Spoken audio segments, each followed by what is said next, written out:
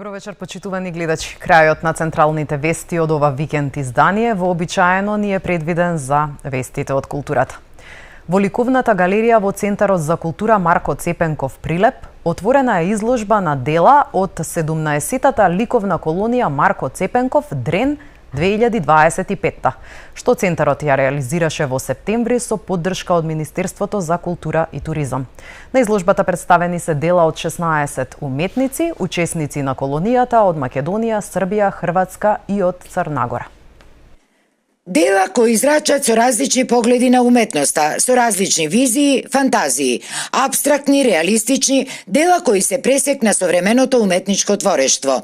Вака накусо би се опишала суштината на 17-тата ликовна изложба на колонијата Дрен 2025, поставена во галеријата од Центарот за култура Марко Цепенков во Прилеп.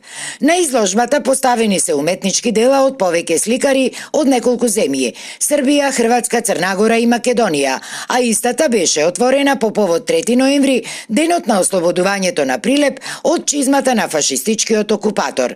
Изложбата ја посети и познатиот македонски сликар со прилепско потекло Рубен Скорубин, кој годинава беше и еден од двајцата лауреати на најпрестижното општинско признание, наградата 3 ноември за животно дело. Па најважно ми е тоа што покрај сите, да кажам, ветришта и влијанија и трендови силни, поддржани од многу јаки институции, на некој начин останав свој. Значи, си носам таја големата лична потреба да нешто искажам.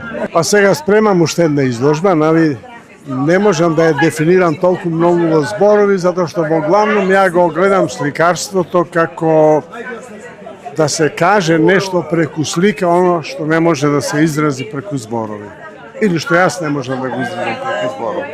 На изложбата присутните најпрвин ги поздравија директорката на Центарот Марија Попова и градоначалникот на Прилеп Дејан Продановски, а додека координаторот на проектот Маријан Стојановски истакна дека оваа колонија, која веќе има повеќе годишна традиција, е горд аманет на основоположниците на современата ликовна уметност во Прилеп. Оваа година на традиционалната колонија во организација на Центарот за култура, сместена во клонакот на манастирот Свети Ѓорџија, учество земаа 16 уметници од Србија, Хрватска, Црна Гора и Македонија, создавајќи вредни и трајни дела кои се наоѓаат во фундусот, а моментално се изложени за љубителите на уметноста. Инаку ликовната колонија Марко Цепенков Дрен 2025, Прилепскиот центар за култура ја реализираше во септември со поддршка од Министерството за култура и туризам и е дел од годишната програма на центарот.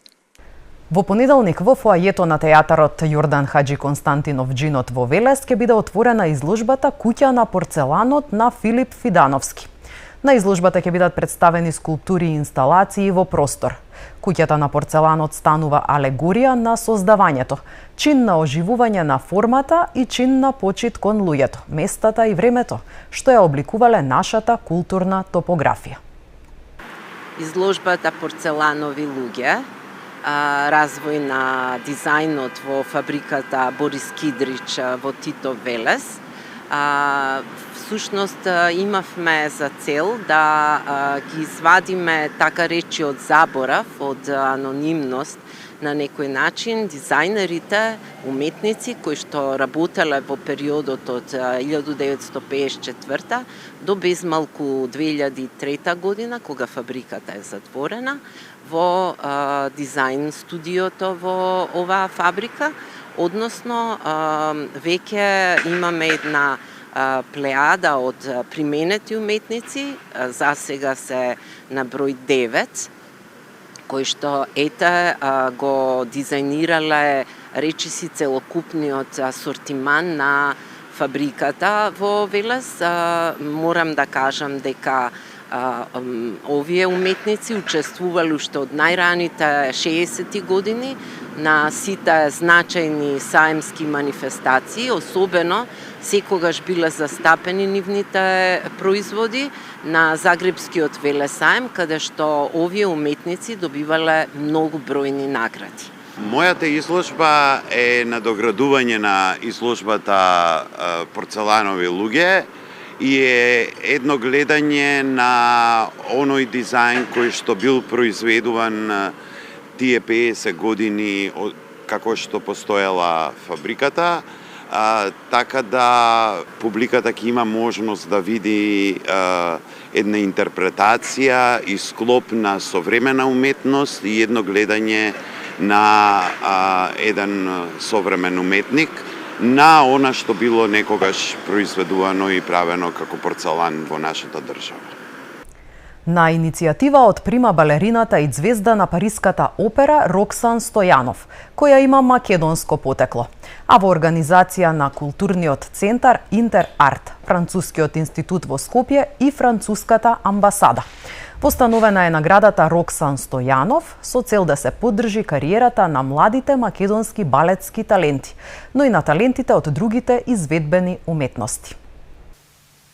Многу сум среќна всушност што се воспоставува оваа национална награда за млади балетски уметници, која што доаѓа на иницијатива на ѕвездата на Париската опера Роксан Стојанов. Минатата година, тоест оваа година, меѓутоа пролетта на Танцфест таа беше присутна во Скопје, ја доби наградата Менада за врвни достигнувања во областа на танцот. И тоа е навистина една од ретките македонки или македонско-француско потекло, нели што има, која што единствена сушност добива тоа престижно звање од ѕвезда на Париската опера.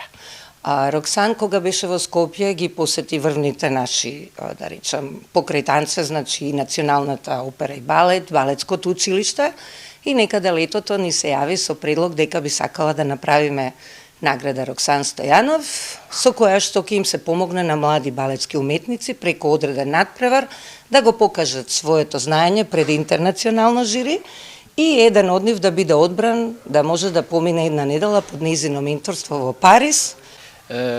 Aujourd'hui, nous lançons un vraiment très beau projet.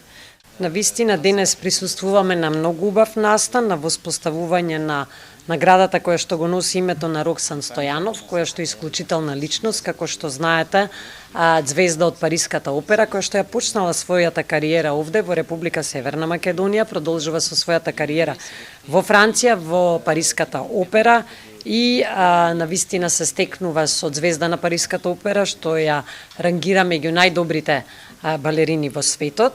И со тоа навистина сакаме да воспоставиме таква награда заедно со Танцфест, награда која што ќе ја добие најдобриот по селекција од претходно жири и ќе ја има можноста да на покана на Франција да престојува во Франција, да ја унапредува својата кариера, да се возвишува самата или самиот и да се надеваме, зошто и да не, да стане идна ѕвезда на македонскиот балет.